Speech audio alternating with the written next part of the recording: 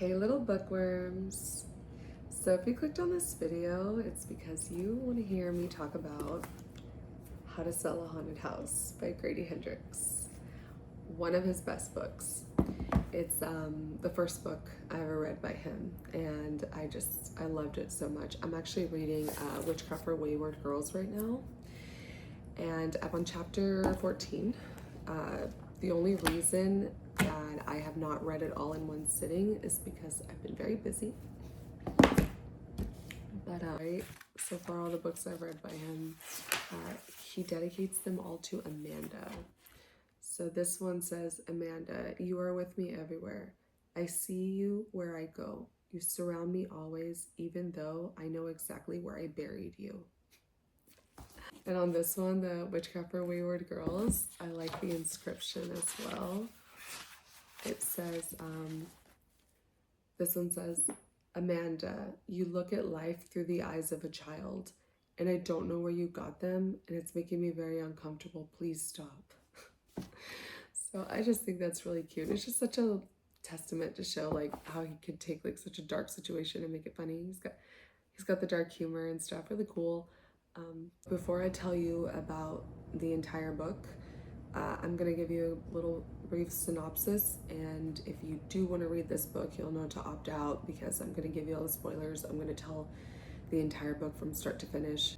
So a brief synopsis of the book without giving away any spoilers is Mark and Louise are siblings. They're adult siblings. Louise lives in San Francisco. She has a daughter. She's started a new life. She's happy, successful, and her brother Mark lives in their hometown, very close to their parents. She and Mark are just not very close. Louise and Mark, they were very different as children, and that kind of carried on as adults. Louise, she's kind of got some resentment towards Mark because he seems to be the favorite, even though he's less successful than she is. And that kind of rivalry carries throughout the book, but it's very funny. So even though Louise and Mark aren't very close, they're gonna have to spend some time together because their parents both were riding in a car together and they both died tragically. And now Mark is the one that has to deliver the news to Louise in, like, honestly, it's like the most comedic way possible. It's so funny, and it shouldn't be because it's like such an awful situation, but that's what Grady Hendrix does. He makes everything so funny. It's hilarious. So now Louise has to go home. She has to go home, and they have to figure out the situation with, you know, funeral arrangements and the home and all that stuff, all the details. She goes home, and now we're getting memories. Now we're getting a sense of like she didn't really love growing up in this house, and all the trauma is resurfacing. So we've got paranormal activity, some haunted dolls, taxidermied animals, and just a crazy house, and a lot of family secrets, and just things that were meant to stay hidden are no longer hidden anymore. So if that sounds interesting to you, don't watch the rest of this video because I'm going to tell you the whole story in my own words and my own interpretation, as well as just what's in the book. I did make some notes because it's been a little while since I've read it and I wanted to remember everything. But I'm gonna get right into it. The story starts with Louise. She's at home with her little girl, 5-year-old Poppy, and they're hanging out. You're kind of understanding that she's doing this alone. She does not live with Poppy's father, but he is involved. I'm getting a sense that Louise is a little bit more serious. She's a little more uptight. She's a really great mom, and all that really matters to her is like her daughter and her home life, really. So her parents, they speak all the time. She talks to her mom and dad all the time. They send gifts for her daughter. Like, they have a good relationship. She's sitting at home and she gets a phone call from Mark, her brother, who she is not close with. They're just very different people, and she kind of resents Mark. She's not crazy about Mark. Mark was the favorite. He kind of just had everything handed to him, and Louise had to work for everything she had, so she just kind of felt like she just didn't really care for Mark. So Mark calls her and he lets her know that their parents have died in an accident. He's like belligerent drunk. And now Louise is trying to get like information and like asking questions and like what's going on. And he tells her their parents died 41 hours prior to him calling. So she's getting this news almost like 2 days late. And she's like, what? Like, you know, what is going on? So she's like, what do you mean they're dead? Well, now Poppy hears that. Poppy's like dead, and she doesn't understand like the concept of death or really anything. It's just, now it's chaos at home, right? So poor Louise is just like trying to calm her daughter down, trying to wrap her head around what Mark just told her. Dealing with Mark is this whole other thing. I mean, it's just hilarious. He's just like, he's a mess, but so funny.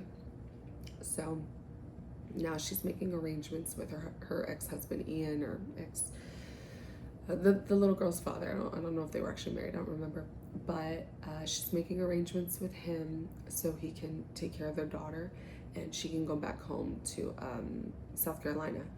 So that happens, and Poppy is panicking. Like, she doesn't want to go. She's asking all these questions about death. Her dad doesn't know what to do, and he just sounds like such a frat bro. Like, his name's Ian, and he's like really funny, but like also very carefree. And Louise is just so not. Like, Louise is just like, she's so serious all the time. So now Louise is going home, right? So she books a room, all that's done, but she wants to go home to her parents' house and just kind of do a walkthrough, see what they're looking at. And I mean, she's also feeling deeply emotional, so there's that. So she gets there and she's in her old bedroom. She's looking at all of her things. So she's looking at the puppets and like the taxidermied animals and all these things that her mom was like really into. Her mom was always making art, and by art I mean like the craziest puppets and puppet shows and stages, and like a full world for them. Like, Nancy was their mother's name. Nancy took it very seriously. Just all of her props and her things, like this was her whole world. Like, Nancy gave them all backstories and like a history, and Mark always ate it up, but Louise was just like so over it. And you kind of, they bring it up later that Louise would just make fun of her mom for stuff, and she just never really took it seriously. She didn't want anything to do with it. And Mark, he enjoyed it.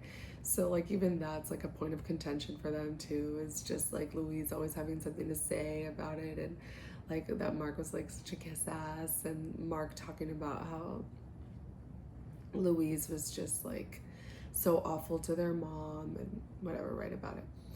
So anyway, she's in the house and she sees one of the puppets. It's like super ugly feeling about it.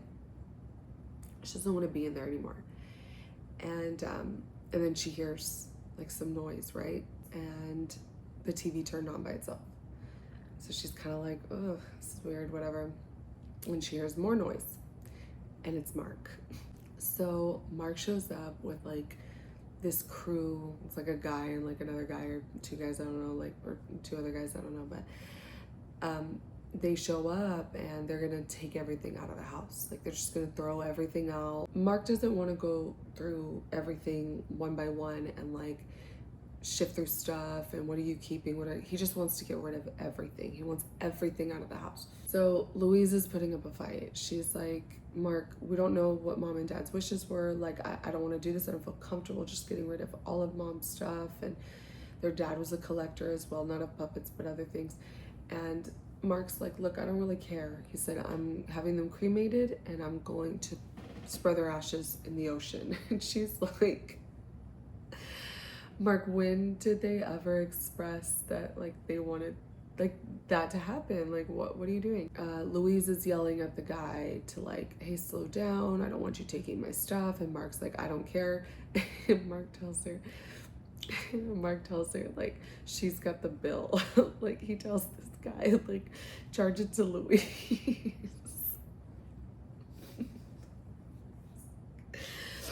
So she's like, not only do I not agree to this, but you want me to pay for it too? Like, what is this? What's going on? So by this point, I mean, Louise has had it. Her and Mark are just arguing, whatever. So Louise says, I'm gonna go see Aunt Honey. Aunt Honey is like a matriarch in their family. Everybody loves her, everybody respects her. She's a really good woman. So now Louise goes over there. She's seeing her cousins. Now she's feeling a little happier about being home. She feels good being with them, and they're all just kind of talking and gossiping and catching Louise up on people in their town and so on. And Louise is telling Aunt Honey, like, I'm so upset with Mark. Like, he's gonna do this. He wants to sell the house. He wants to get rid of everything. He wants to throw everything out. And he also wants to get my parents cremated. Like, I don't even know if they want that.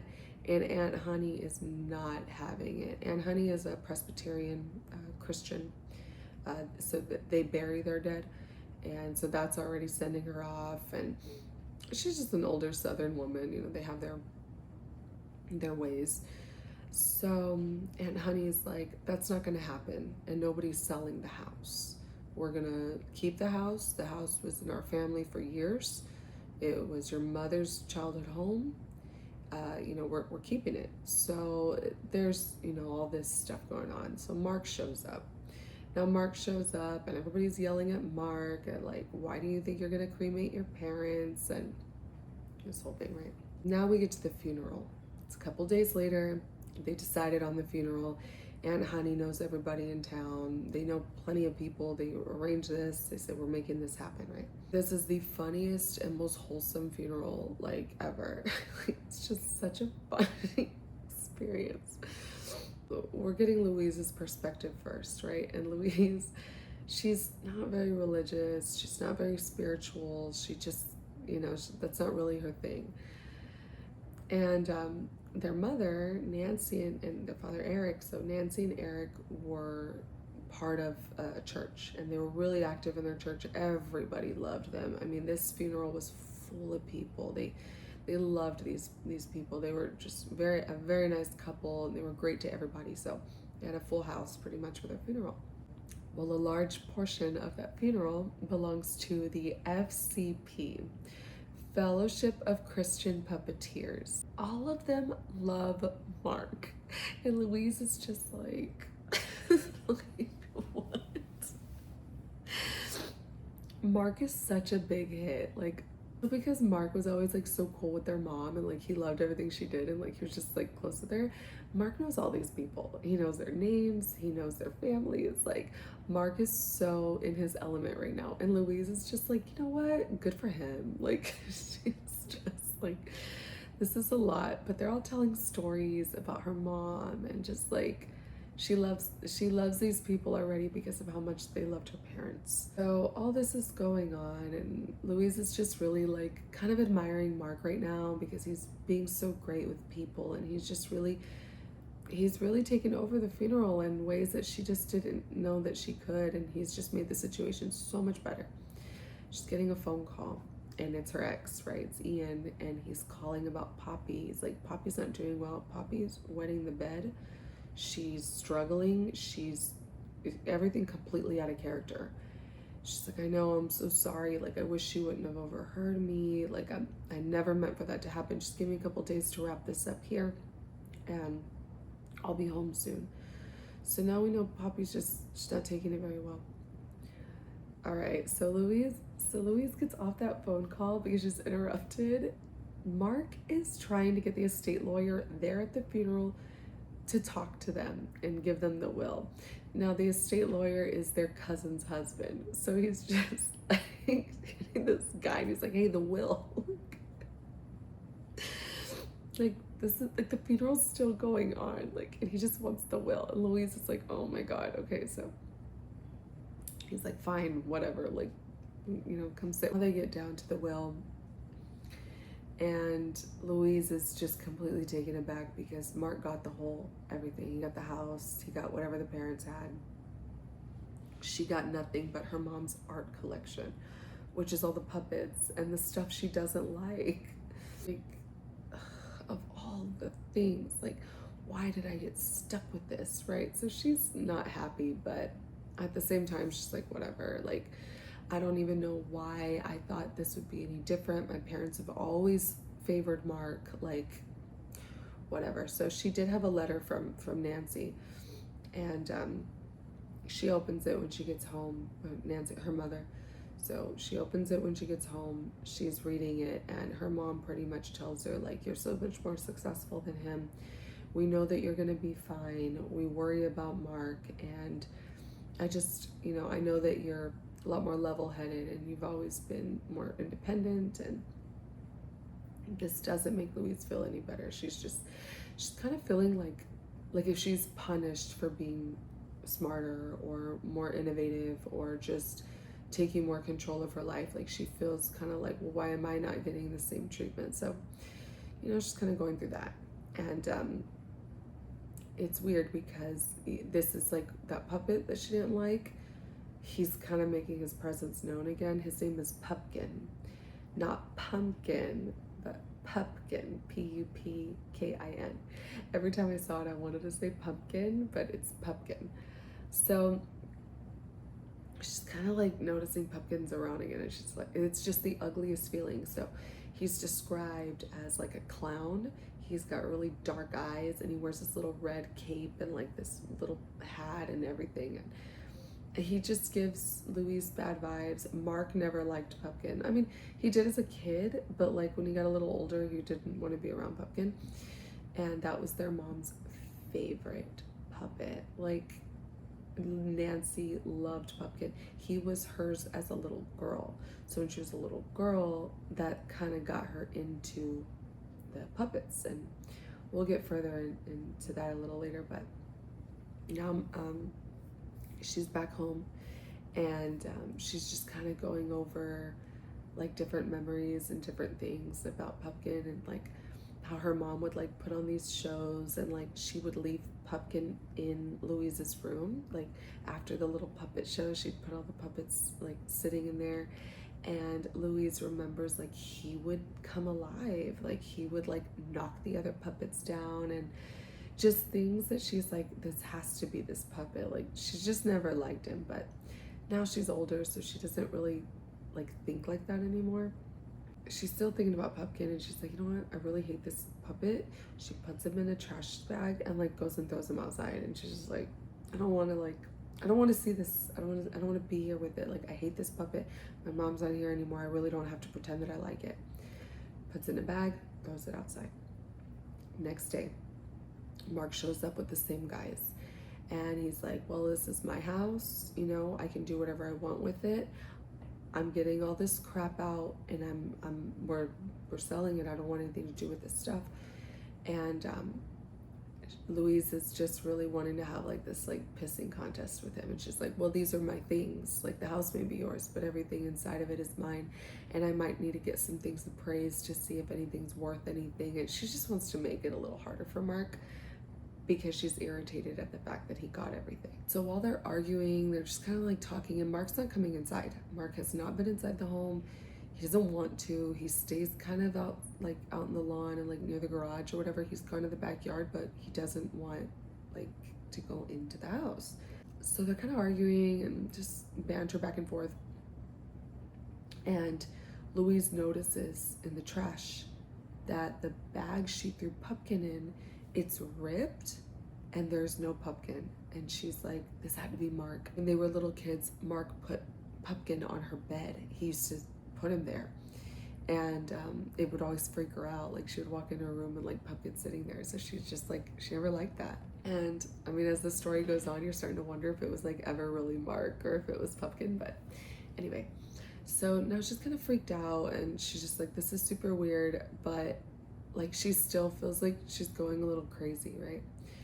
So like Mark is just being a jerk, and they're arguing about, you know, whatever, because Louise like broke a window when she was trying to get in the house, and Mark's like, you're gonna pay for the window, and like they're just like fighting or whatever. And you know, at this point she's just like, you know what, like I don't want to deal with this stuff. I don't know what I'm trying to fight for. Like I just want to leave. So she's like, I'm leaving, you know, I hate it here. I don't want to be here. Do whatever you want. Takes off. She goes home. She talks, or goes back to the hotel room. She talks to Poppy, and she's telling her, you know, I'm gonna get over there. I'll be over there soon. Whatever. Well, while she's like talking to Poppy and her ex, Mark shows up at the hotel, and he wants to talk, and he wants to like, you know, just have a plan. And he's like, look, Louise, I really need your help with this. And he goes, I'll give you 25% of whatever we sell it for. Like, you know, you deserve that and whatever. So she's like, okay, but I don't really care. I don't want anything to do with this. He's like, please just help me out. And they've got their cousin, who's the real estate agent. Her name's Mercy. They've got Mercy coming to check the house. He's like, look, Mercy will be over tomorrow. We think that we can do this. Like, we can put this on the market. It's a nice house. Like, let's just do it. And she's like, you know what? Fine. Like, in her mind, she's like, I could use the money. Like, this would be really good. So they get there, or they you know, go to bed or whatever. And then the next day, they get there to the house, and Mercy's pretty much telling them, like, look, we need to get this place presentable. We need to get these weird looking puppets out. And since Mercy's part of the family, like, she knows, you know, like, this, not the secrets, but like the lore, I guess. Like, she knows like how her Aunt Nancy was, and just like everything about the place. So she's like, you know, Aunt Nancy was kind of weird or whatever, but we just need to get all this stuff out. She goes, people don't want to see anything haunted. Like, you know, we need to start doing this. And like, Marcy is convinced that the house is haunted by their parents now. Like, she's like, I know, I just feel this weird energy in here. Like, I don't like it. She leaves, and Mark and Louise are just figuring out what they're gonna do about the house and, you know, what to get rid of. And so they decide to go for what they call pizza Chinese. And it was just something their dad and their mom did with them when they were kids. Mostly their dad. Like, they would just get a bunch of Chinese food and pizzas and share, and everybody would hang out in the kitchen and talk and tell stories. And they're like, let's do that. And she's like, look, we're gonna get everything out of this house, we're gonna sell it, like, let's just have a night like that. So now they're telling stories, and they're talking about Pumpkin. So like, while they're talking, Louise starts like just remembering some stuff from when they were little. So when Mark was 2 years old, he almost drowned in a pond in the backyard of one of their parents' like friend's house. And they're kind of talking about that, and Louise is remembering it, but Louise has a different memory about it. So Louise was 5 and Mark was 2. Their parents took them over to the neighborhood friend's house. So they're outside, and Mark was playing with Louise, and he falls into the water, right? And Mark remembers her just walking away and leaving him there. But what Louise was dealing with was Pumpkin. So when she was 5 years old, and remember I mentioned her mom would do these little puppet shows and such. So Louise, she's kind of like attacked by Pumpkin. Like, he starts like hurting her and doing things to her other puppets, and she's just terrified. I mean, she's 5 years old. And this puppet tells her to do that to Mark. He says to push him in, or to do something, and it's involving water. And so she's scared, and he tells her all this stuff, and he threatens her. Pumpkin threatens her, and she's like, okay, fine. So that was the part that she didn't tell Mark, but she's also just trying to like downplay it, like, oh, that's not what happened, and we were playing, and then I couldn't find you. And he's like, no, Louise, like, I remember, like, I know I was only 2, but I remember. So the original story, after when Mark was 2 and Louise was 5, after he falls in the water, Louise goes inside, and their mom is like, where's Mark? And Louise just tells her, like, I don't know. So she runs outside, and she finds him immediately, picks him up out of the water, and she's panicking, goes to the hospital. Aunt Honey had to go and get had to go and get Louise, and it was just this whole thing, right? She didn't tell Mark that part, obviously, about Pupkin, but Mark is just not convinced that, like, Louise didn't want to hurt him or that Louise didn't always hate him. So they kind of leave things a little weird, and he just takes off, and Louise is kind of frustrated. It's really late, and she decides to just kind of like hang out in her parents' house, and she's like, I guess I'm just gonna sleep here. We have a big day tomorrow. Like, I'm not even gonna bother going back to the hotel. So she actually goes into her parents' room and she sleeps in there. She has this horrible dream. She wakes up and Pumpkin is like pretty much trying to possess Poppy, her daughter. And like they're playing, and then like he's playing with Poppy, and then he's like trying to get really close to her, and Louise is just like freaked out. So she wakes up really fast, and she's just like, you know, her heart's beating and she feels disgusting, right? It's like one of those types of dreams. She notices something. She notices that there's like something on top of her. And let me go back. I forgot a part. The first night that she had stayed there, when she was taking a nap, she was attacked, or so she thought she was attacked by the taxidermy squirrels. So these squirrels like all came at her, but she really thinks it was like her mental health. Like she thought she was having a hallucination. So that was like why she wanted to leave initially, right? Okay, so now she's having another one of those where she feels like she's being attacked, but this time by Pumpkin. So now she's fighting with Pumpkin, and she's just like, this can't be real, and she's kind of weirded out.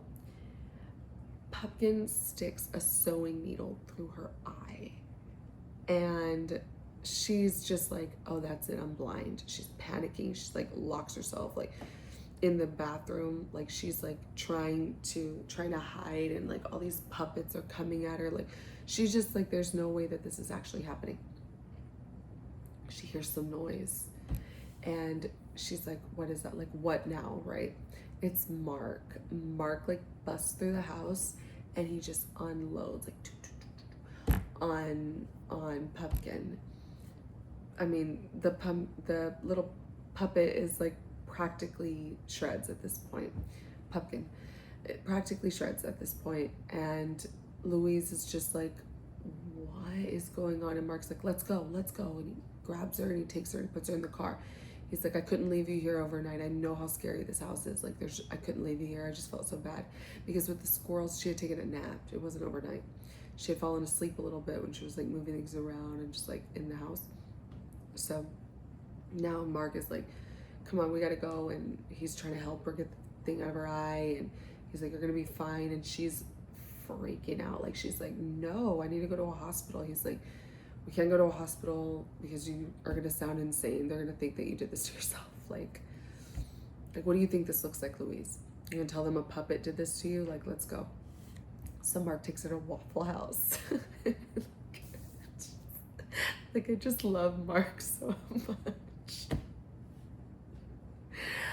I love Mark. Like, he takes her to Waffle House, and they're just like hanging out and talking, and she's like, what the hell are we gonna do? So now they're at Waffle House, and Mark is gonna finally tell her, like, hey, this is why I dropped out of Boston University, which earlier at some point in the book, when she's kind of going over her resentments, she's like, Mark could drop out of college and my parents will still be there for him. Mark could do all this and that and the other and my parents will still be there for him. Like, so she just like kind of says that like Mark was just like partying too hard and he got like really drunk or whatever, and was just like acting whatever, just poor behavior, and that's why he got kicked out.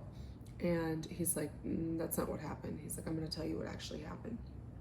So what's like really interesting about Mark's story, because in the book, which I don't know what year it is, but it's in the past 2010. It's you know, pretty recent. So Mark was in college during 9/11, and that's how it starts. Is Mark like wakes up in his college dorm and everybody's like freaking out, and that's when he's realizing what just happened. And he's like, this is crazy, right? So I mean, he's on a major college campus. There's so many people talking politics at this point, and he sees this girl, and this girl and a guy and I think another guy or whatever, they're doing like a political show, really, like it's an art statement, political statement using art, right? And Mark actually went to the school to be in theater and design, and he just wanted to do like all things like make movies and shows and stuff, and which he really took after his mom in that way. So Mark sees this girl and he's just like really crushing on her, and it's funny because he like talks about her like if she's not very attractive, like he's like, yeah, she had this or that, or her body was whatever, and like he's just kind of talking bad about her, and he's like, but I was so like into her, like he just like saw her and was just like, you know, he was hooked. So he kind of chats it up a little bit with her and the guy after the show, and they're like, hey, well, if you want to be a part of our thing, you know, here's an address, come and hang out if you want.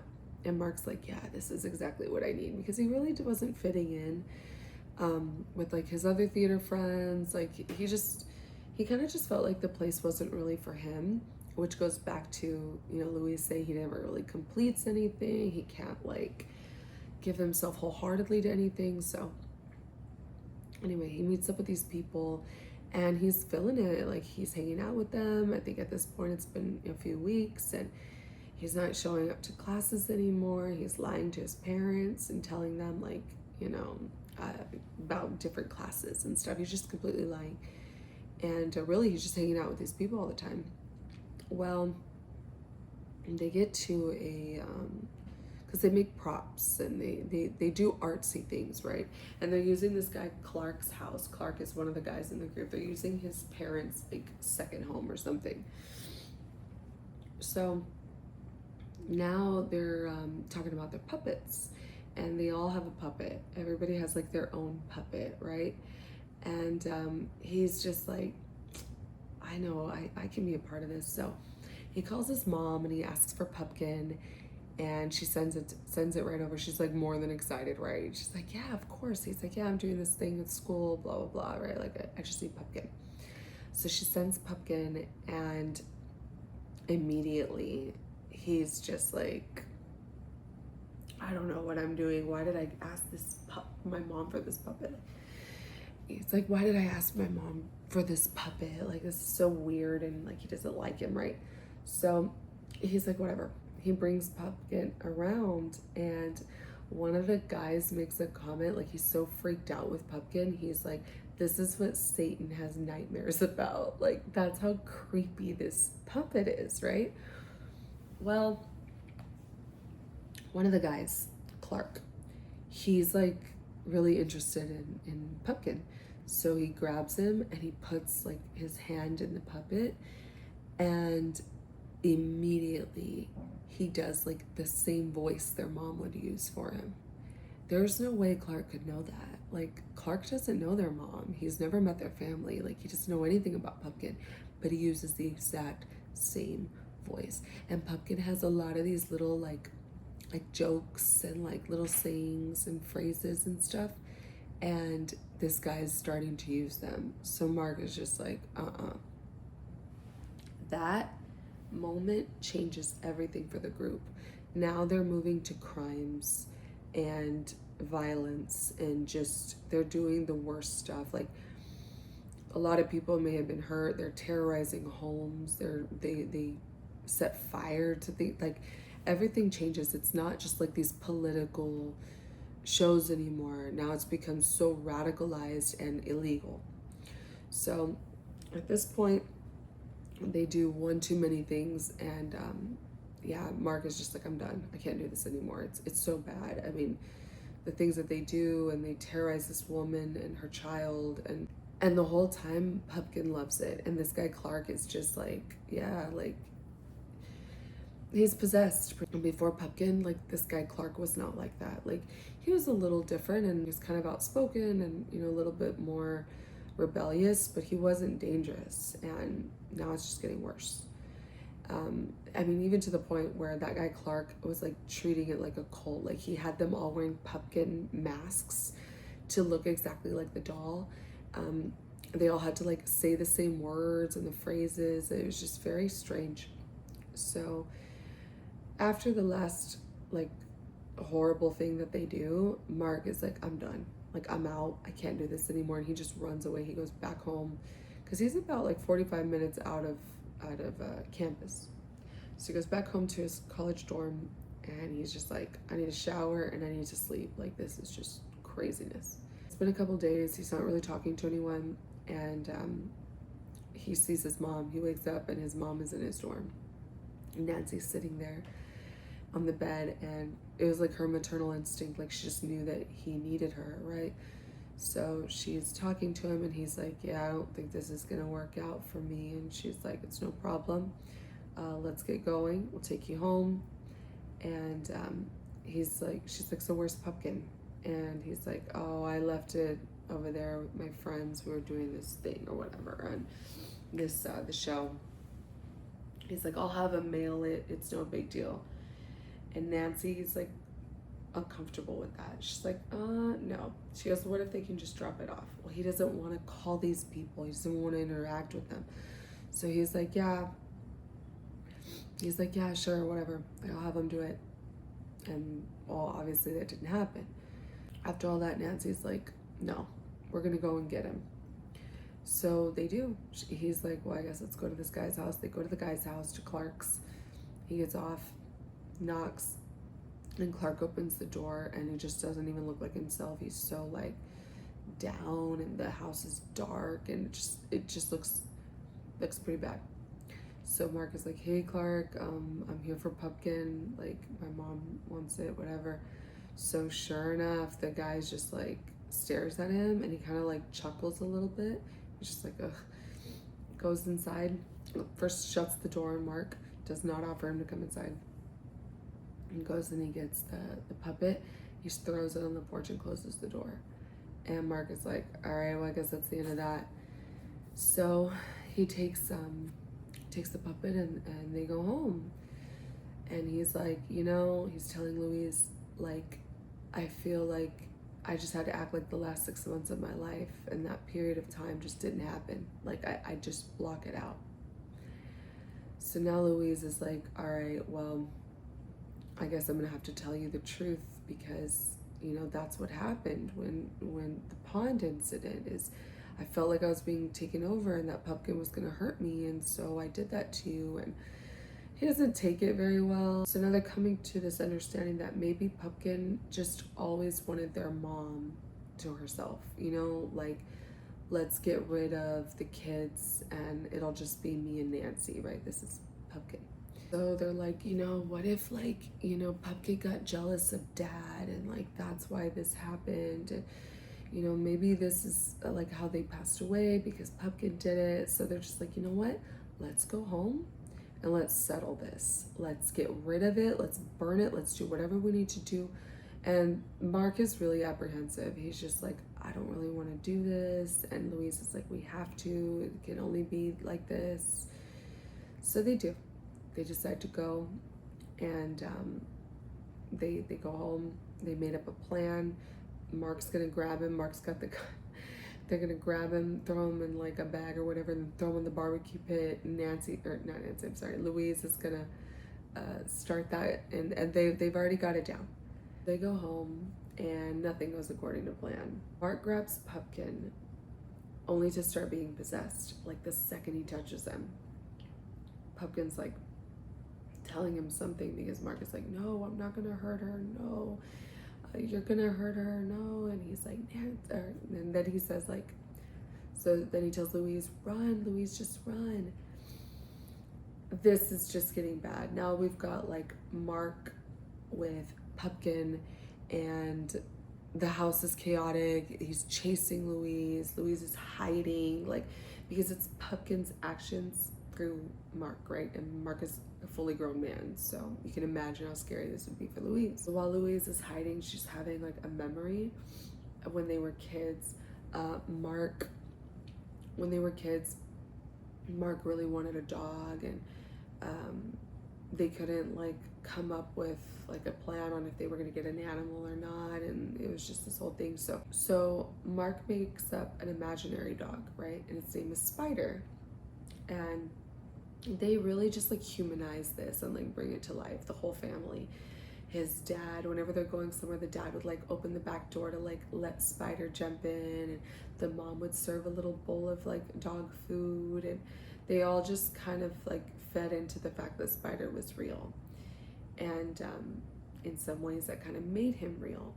So now fast forward, Louise is remembering that because she sees this like weird looking spider dog that has like a bunch of legs and like this strange looking animal coming at her because Pumpkin gave it life.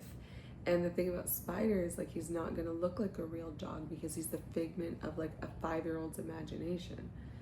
So he's chasing Louise now, and it's just pure chaos in the house.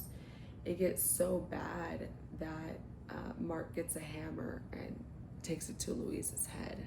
Like this is just bad. He wants to end her, right? So there's like bits and pieces of Mark coming through and then Pumpkin. So when Mark is coming through, Louise is like, I need to get that thing off your arm, and I can't pull it off, and you can't get it off. So she tells Mark, I'm gonna have to cut your arm off. And Mark's like, just do it so they can reattach it. She cuts his arm off. At this point, Louise is all beat up. There's blood everywhere. I mean, there's just mess. It's a crime scene at this point. And Mark, he's having to go to the hospital. Louise is like, it was just a slip. He was cutting some wood and he cut himself. And they're like, well, what happened to you? She's like, well, all these shelves fell on me. And now there's just all this going back and forth right at the hospital. But they end up telling her that they cannot attach the arm. It's gone. That there's too much nerve damage, that it's over. So Mark's gonna find that out. And Louise is just like, I don't even know what to say, right? She just feels awful. She goes home and she sticks to the plan. She collects the rest of Pumpkin, she puts them on the grill, and that's it. She goes home, or she goes back to the hospital, and Mark's not happy with her, obviously. And she's like, well, I'm gonna stay with you for a few days to help you get readjusted. And it's just, he's obviously very sad because he's without an arm. So it's time for her to actually like go home and get back to her life, right? I mean, there's only so much they can do. They've already got somebody working on the house. Mark is not doing so well. I mean, at this point, she's like, I need to go home. So she gets home after her long airport ride, after the flight and all the traveling, right? She gets home, and when she opens the door, her ex is there with her daughter, and she sees Pumpkin on her daughter Poppy's hand, and Poppy's doing the voice. And now Louise is like, what? Like, how could this possibly happen? She's just like, she's freaked out. Like, at this point, she's like, I'm losing my mind. Like, how did this happen? Ian tells Louise, like, look, this is how she's coping. She was sitting with my mom and they decided to make puppets, and like they're just doing arts and crafts, and this was all Poppy. It came from her imagination. She named him. Like, it's just like all Poppy's idea. And Louise is like, no, no. So she tries to get it off of Poppy's hand, and Poppy's like screaming, and she's like, get it off, and trying to grab it, and now she's like bruising her arm and Poppy's arm, and it's bad. So Ian's like, hey, like, stop this. And she pulls Ian over to the side, and she's like, look, my mom had a puppet just like that, and I always hated it, and it just gave me these horrible feelings. And he's like, well, look, she needs some support right now and some comfort. So if there's any way that you could please just let her have this puppet. And Louise is like, yeah, whatever. They go to bed, and she can't sleep. She's like, I'm gonna get up and I'm gonna get that stupid puppet off of her. She opens her daughter's door, and Poppy's asleep. She's fully asleep, and her arm raises up, and it's Pumpkin, and he's just like, bye-bye, hi, like saying all these weird little things. Louise just loses it. She runs to, she closes the door and like goes into the living room, and she's just like in the fetal position, like, what is happening? Like, it's too much, way too much. So by this point, she's like, I gotta call Mark. I don't know who else to tell. I don't know what else I'm gonna do. I don't know how else to solve this. So she calls Mark, and he's like, that's weird. Like, I don't know. Like, he doesn't really know what to say about it. So she ends up falling asleep. She wakes up because she hears like her smoke alarm, and she's like, what is this? And Poppy is like turning on the stove. She's got like eggs and mess, and just like the whole kitchen is like crazy. Like there's just like ingredients everywhere. Everything's open. Like she's like, what's happening? So she tells Poppy, like, hey, like, you can't be doing this. She burns her hand, and then she's getting frustrated. She's trying to get the thing off of Poppy. It like scratches her up. Like it's just this really bad mess. Like Louise has already got the eye, the thing in her eye. She's been beat over the head. She's all beat up, and now we've got this. So she doesn't look very well, and now she's with her child, and her child is experiencing some stuff. So this is just making her feel crazy. She calls Mark, and she's like, I don't know what to do. Like this, like something has to happen. And he's like, I'll talk to Aunt Honey. He said, you're gonna have to bring her over here. Aunt Honey is going to be the only way that we can solve this. You need to get over here. And Aunt Honey is actually sick, so they need to see Aunt Gail. So let's go see Aunt Gail. Whatever, right? So Louise has to bring Poppy on an airplane, and Poppy will not remove the puppet. She will not take it off of her hand. So that becomes a problem, and that's when Louise is like, I have to manipulate Pumpkin. And she's like, do you want to see Nancy? And Pumpkin's like, Nancy, I want to be with Nancy, right? So the mom, right? So she's like, okay, well, if you behave, then we can go and see Nancy. So she's like using all this like manipulation tactic to get like a smooth plane ride. So they land in Charleston, and Mark picks them up. They go straight to see Aunt Gail. So Aunt Gail's taking them to a friend's, to Barb's house. Barb collects haunted objects and such. Barb is real cool. So they go over to Barb's, and Barb is like, all right, look, we could have a demon, we could have, a spirit, but we're gonna get down to it. Let's do the seance. Louise is so uncomfortable with this. Like at this point, she's like, I don't even want to do this. Like this is too much, but I need to help my daughter, and I'm running out of ideas.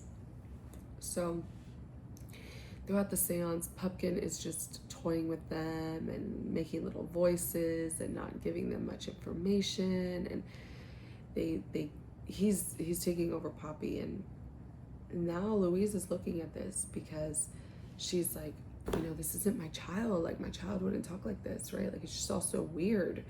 And she really starts to lose it because Barb is like trying a new method to like sweeten up Pumpkin. So she's like, what do you like, Pumpkin? Like what kind of treats do you like? And all of this is going through the voice of Poppy, right? So like when he like picked up Poppy's hand and said all that to Louise while Poppy was asleep, that freaked her out because Pumpkin needs a vessel. Like Pumpkin goes through people, right? So now we have Poppy sitting on this woman Barb's lap, totally comfortable, eating chocolate and just like chocolate M&Ms and all this chocolate and like all these sweets, right? And she's talking about whatever she's being asked about.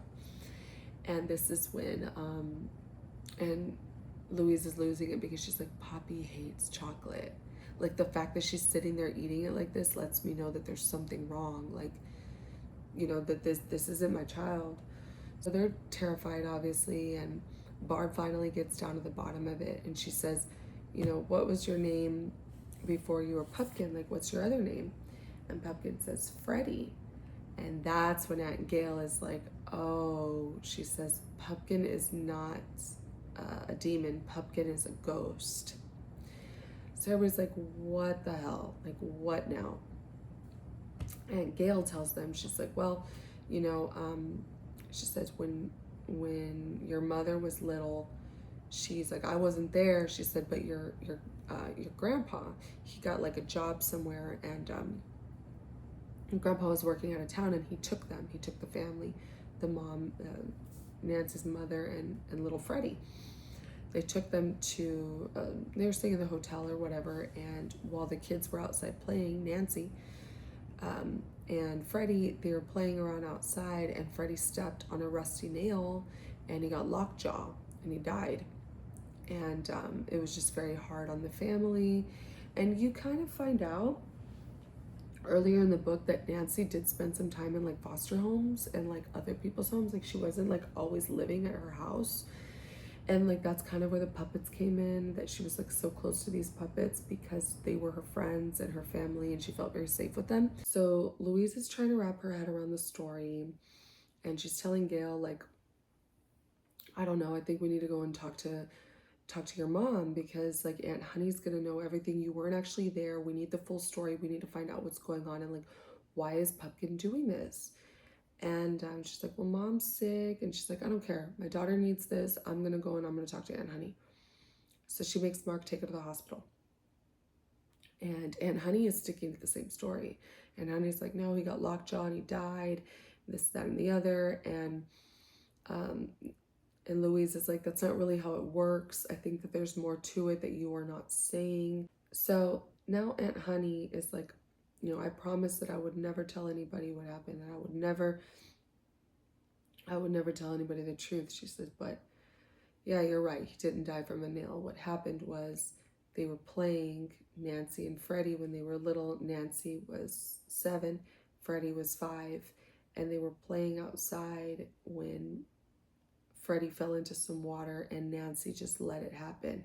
She just watched. She didn't help. She didn't go and call help. She didn't do anything. She just watched it happen.